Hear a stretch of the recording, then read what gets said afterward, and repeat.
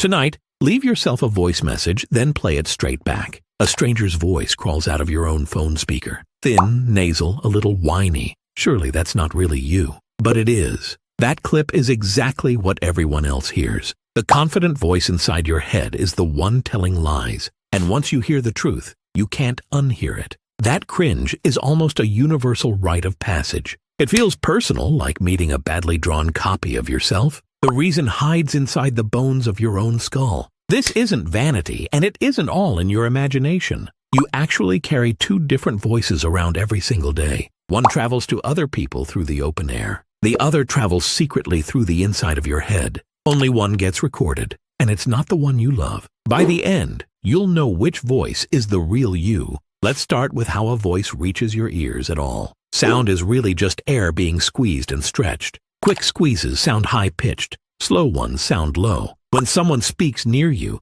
their voice pushes through that air. Invisible waves ripple outward like rings on a pond. They slip into your ear canal and strike your eardrum. The eardrum vibrates and your brain decodes it as sound. This whole path has a name: air conduction. It's how you hear every other voice in your life, and it's the only path a microphone can ever capture. A microphone is basically a mechanical ear with no skull, but your own voice takes a second secret route. When you talk, your vocal cords buzz like tiny strings. That buzzing doesn't only push air out through your lips, it also rattles the bones packed inside your head. Your jawbone, your teeth, the dense skull around your ears. Those vibrations travel straight through bone to your inner ear. This hidden shortcut is called bone conduction. So as you speak, you hear two voices layered together. The airborne one from your mouth and the bone one inside. Your whole head becomes a private speaker only you can hear. Nobody else on the planet receives that second inner channel.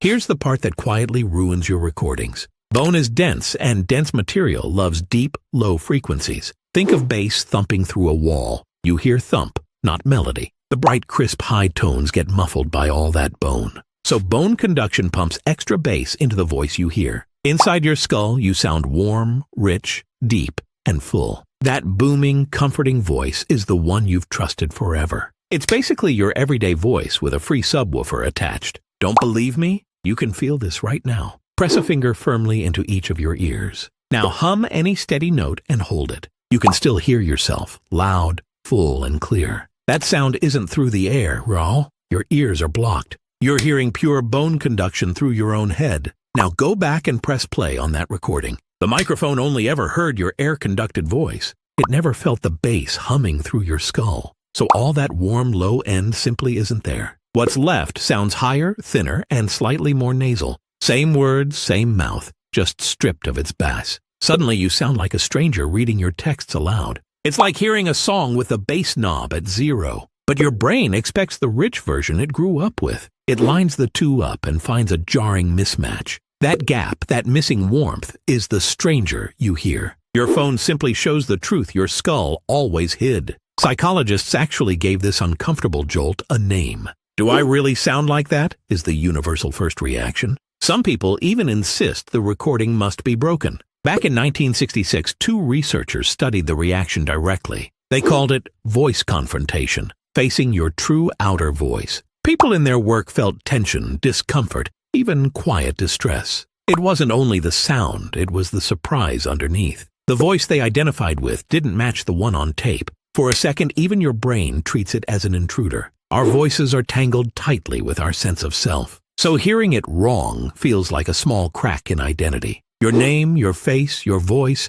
they all say me. When one of them surprises you, it genuinely rattles you. But the missing bass is only half of the story. A second sneakier force is working quietly against you. Psychologists call it the mere exposure effect. In plain terms, we like things simply because they're familiar. The more often we meet something, the more we warm to it. Familiarity, not accuracy, is quietly steering your taste. You've heard your inner voice every day since birth. That deep, blended version feels unquestionably like you. The recorded version, by contrast, is almost a brand new face. So you don't just notice a difference, you dislike it. Familiar registers as me, unfamiliar registers as not me. Interestingly, strangers don't share your harsh opinion at all. Studies even hint we rate our own voices kindly otherwise. The disgust mostly appears once you know the voice is yours. This is why singers and broadcasters stop cringing over time. They've heard their recorded voice thousands upon thousands of times. Record yourself a few times and the cringe quietly fades. So here's the reframe that takes the sting away. The recording isn't a distorted, ugly version of your voice.